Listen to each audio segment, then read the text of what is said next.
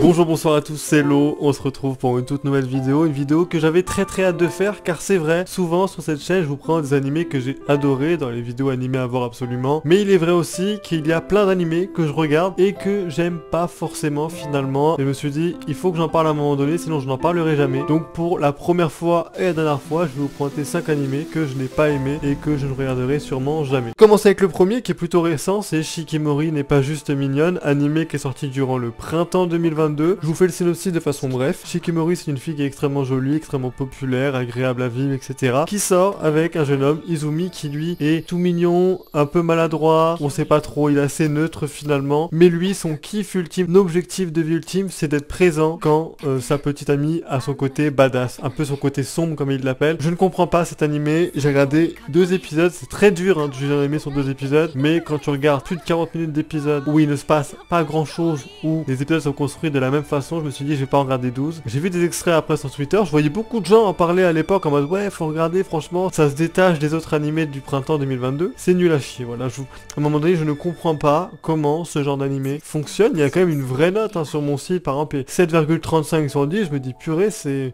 pas mal du tout, mais c'est nul, voilà, je vous le dis, moi je ne peux pas, j'adore les animés de romance, on en a présenté une tonne sur la chaîne YouTube, mais alors celui-là je n'y arrive pas. Le deuxième n'est nul autre que Sagamoto Desuga, ou Sagamoto pour vous servir, animé de 2016, une année où je me butais en animé, donc je l'ai quand même énormément. Pour celui-ci, j'ai vu 7 épisodes sur les 12, qui est quand même plutôt pas mal. Le synopsis est très simple, on suit Sagamoto, un jeune lycéen qui est parfait, très populaire, très stylé, tout est nickel, et chaque situation absurde qui va lui arriver, il va s'en sortir avec brio, c'est trop incroyable, et tout est fait pour. Maintenant, je comprends que l'animé soit apprécié des gens, je me rappelle à l'époque, j'en parlais avec un ami qui me disait, moi j'adore, et moi je dis franchement, moi j'ai pas aimé, je ne comprends pas le succès, la hype autour de cet animé là, même si je ne peux pas critiquer l'animé sur son concept parce que le but de cet animé là c'est un truc un peu parodie, un peu humoristique, où le but c'est des situations absurdes et il s'en sort à chaque fois de façon brillante. J'ai pas aimé, je peux pas dire que c'est nul genre critiquer comme ça, mais en fait au bout d'un épisode tu comprends le principe, alors 12 épisodes ça y est quoi. On sait, le gars est stylé, il s'en sort à chaque fois de façon incroyable. 7 épisodes c'est trop. Pourtant j'ai vu des avis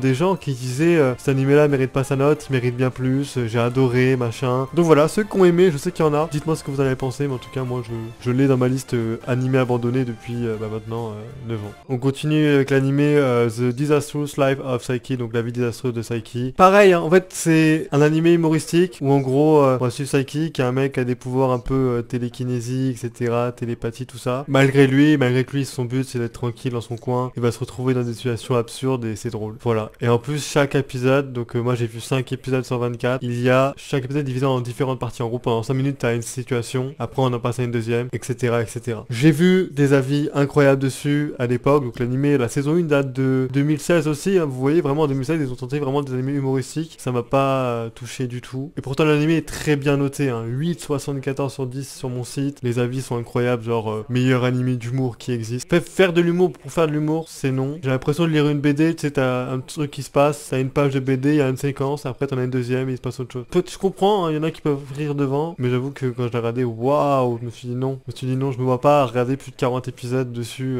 ça serait trop long pour moi. Pareil, pareil que le précédent, dites-moi votre avis dans les commentaires si vous l'avez vu, est-ce que vous avez aimé, est-ce que vous avez pas aimé, mais en tout cas, voilà, je le mets dans cette liste obligatoirement. On continue avec l'animé All Out, animé de rugby, sorti fin 2016, vraiment je vous le dis en 2016, je pense que j'ai regardé tous les animés de la saison, de chaque saison. De quoi ça parle? C'est très simple, on va suivre Kenji Gion, qui est un lycéen, qui un jour va rencontrer un gars qui est un rugbyman, et il se dit bah ce serait cool que je fasse du rugby aussi, il va se mettre au rugby. En plus sa particularité c'est qu'il est petit de taille, et on va suivre son épopée durant une saison, et là contrairement au précédent, j'ai vu toute la saison, j'ai vu les 25 épisodes, et je l'avais noté 4 sur 10, 5 sur 10, vraiment la note très neutre, parce que quand je dis j'aime pas, je suis pas cruel, genre je mets 0, 5 sur 10. C'est sympa, mais si je devais le revisionner, je le regarderais pas. C'est la même époque où il y a eu l'animé Days, qui est un animé de football, où le synopsis c'est la même chose, mais sur du football. Days c'était sympa, il y avait un petit peu d'émotion quand même, un peu de hype avec la fin de la saison. Alors All Out, que dalle. Parce que moi quand je regarde un animé de sport, je demande une chose à cet animé de sport, c'est que quand je le regarde, j'ai envie de faire le sport que je regarde. IQ, j'ai envie de faire du volley. Captain Tsubasa, j'ai envie de faire du foot. Kuroko no Basket, j'ai envie de faire du basket. All Out, j'ai pas envie de faire du rugby. Pourtant je regarde du rugby, j'habite dans une ville, j'habite à Toulouse,